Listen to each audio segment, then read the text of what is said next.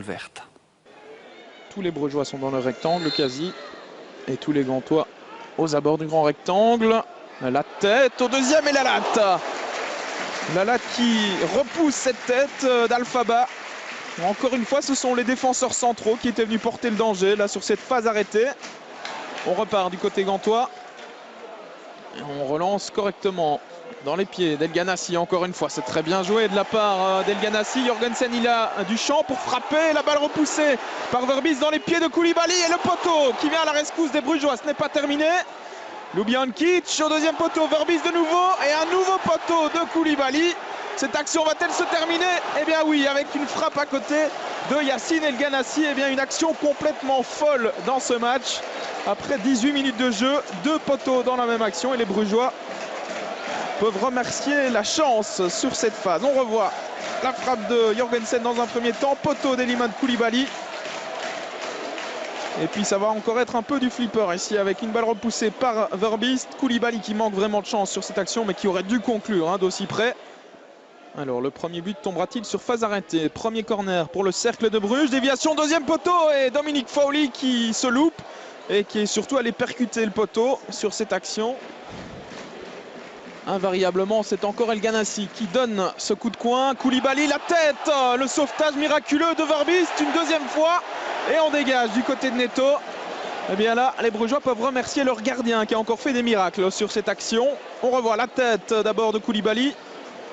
Et puis, c'est un peu chanceusement que Bram Verbis sort ce deuxième ballon. C'est toujours 0-0. Et ce n'est pas les occasions qui manquent du côté gantois. Mais on ne parvient pas à concrétiser pour l'instant.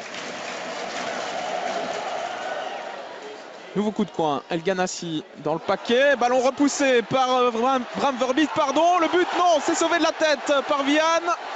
Sur la ligne. Eh bien, décidément, ce ballon ne rentrera pas, sans doute pour les Gantois. En tout cas, pas dans cette première période. Si ça continue comme cela. Alors, on va revoir une nouvelle fois cette action avec la frappe manquée par Arzo. Et c'est Alphaba qui avait frappé sur le crâne finalement de Denis Vian. A priori, le ballon n'est pas rentré. Les Gantois qui reprennent la possession du ballon. Baric avec Smolders qui a un peu d'espace devant lui. Il va tenter de trouver El Ganassi. Voilà qui est fait. El Ganassi à toute vitesse avec Rudy qui revient dans son dos. Le centre extérieur pied d'El Ganassi et Vian qui se trouve. Et c'est encore une fois Bram Verbis qui est là pour sauver les meubles véritablement.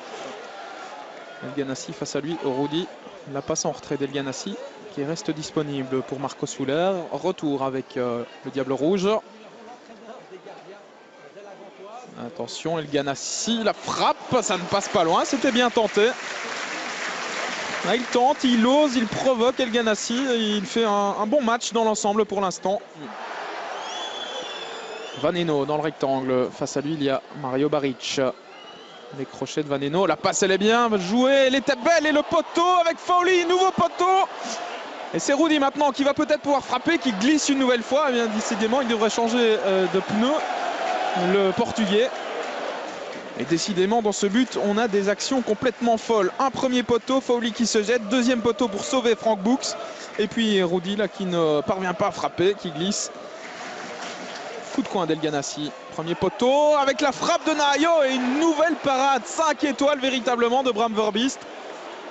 Ce gardien, il fait un début de championnat tonitruant véritablement. Ce n'est pas terminé pour les Gantois avec Souler. À l'entrée du rectangle, la frappe de Ljubijankic et nouvel arrêt de Bram Verbis. Eh bien, on va pouvoir lui ériger une statue du côté de Bruges dès cette première journée de championnat parce que le gardien du cercle est véritablement en train de faire le match de sa vie aujourd'hui. Regardez cet arrêt du bout des doigts ou du bout du pied, encore une fois. Et Marco Soler qui perd le ballon au profit de Rudy qui est reparti dans ses dribbles. Alors, est-ce qu'il va tenir droit sur ses jambes cette fois-ci? Oui. Rudy, la passe elle est magnifique. Christophe Dan pour le premier but, il est accroché. Et que dit Monsieur Verweken? C'est un penalty.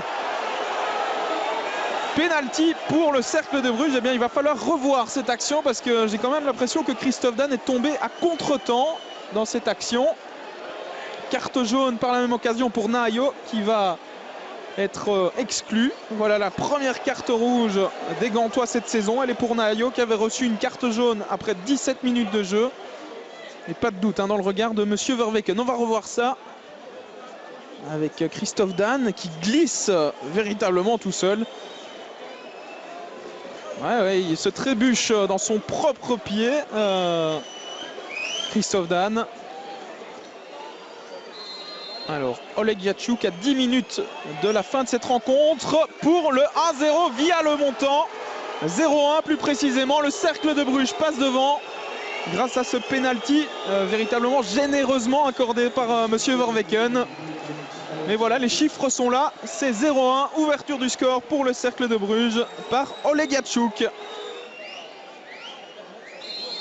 Et c'est la fin de ce Gantois Cercle de Bruges. Victoire du Cercle 0-1. Du côté brugeois, on se satisfera évidemment de ces 3 points arrachés grâce notamment à un exceptionnel Bram Verbiest dans les buts. Du côté de la Gantoise, on va sûrement pester sur ce penalty qui va encore faire couler beaucoup d'encre dans les jours à venir.